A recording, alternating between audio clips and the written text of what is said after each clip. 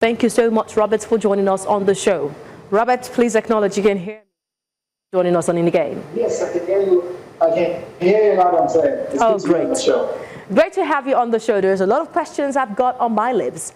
Remember that I've just done given the viewers context around why Remo Stars need a resurrection, why they need a savior, because they are the defending champions of the Nigeria Premier Football League. But at this time, Usman Abd'Allah has been added to the team to help revive Remo Stars, who are the defending champions. But given this and their current position that we've just shown you, do you think Usman's appointment can realistically, because I love to speak in reality, can it realistically help them maybe avoid relegation this season?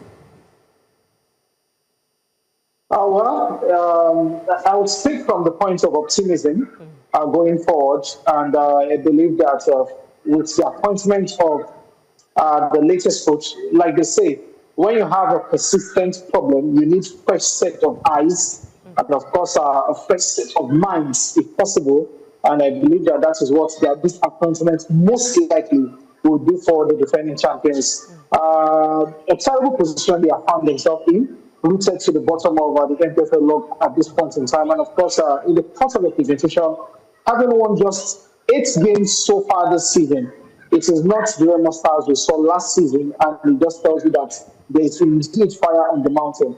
Can he rescue the team back? I believe that with the remaining games they have at hand, it is more than enough time for him to come in and, of course, work his magic. So fingers crossed as touching what he can do, and hopefully Remo Stars will stay afloat going to the end of the season.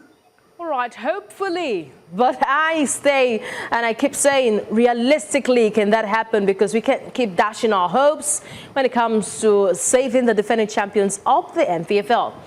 How significant, Robert, is Abdallah's international experience? I've been able to read his resume, and I'm really challenged by that, the wealth of his experience, both in France and also in Spain. Not forgetting that he's also familiar with clubs from the NPFL. How significant is his experience in turning around a struggling side? Now remember, there's a difference between him turning around Aimba, who didn't struggle during his time. In fact, they clinched the title in 2018-2019. And also there's a difference between handling a Kano Pillars, who always churn out results, but not always lucky to lift the title. Now, this is a defending champion, a one-time champion, who are struggling at the moment. How significant is Abdallah's experience and his resume in turning around their tide? Can it really translate into an immediate result for Remo Stars? I believe his appointment can turn the tide around for Remo Stars. And talking of getting immediate effect or immediate results for that matter, they play Katsina United, one of the teams Abdallah knows very, very well. And I believe that for the past 3 or 4 home games in which Remo Stars have been struggling, and of course, looking at their past 3 home games, they've not been able to pick maximum points. So I am let me say at this point, let me put myself on the spot. I would say that I am a little bit optimistic that Abdallah most likely might get a win this weekend. Like I said, it's a breath of new air around the club and, of course, around the players. And he's going to be bringing new ideas to what they already know or how they went about their business this season. And, of course, with him at the end, right now, I believe that they should be able to, even if they have to squeeze the results, they will squeeze in the result. And, of course, once they turn that corner, they definitely would be able to make something of their season.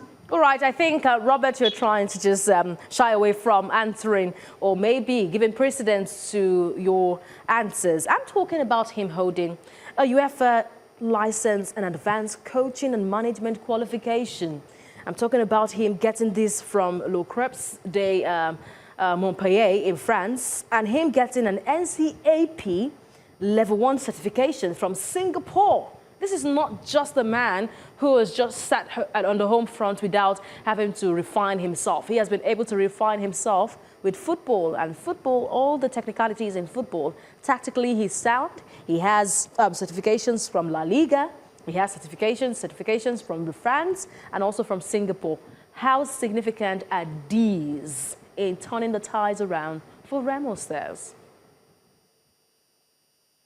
Well, the experience will count.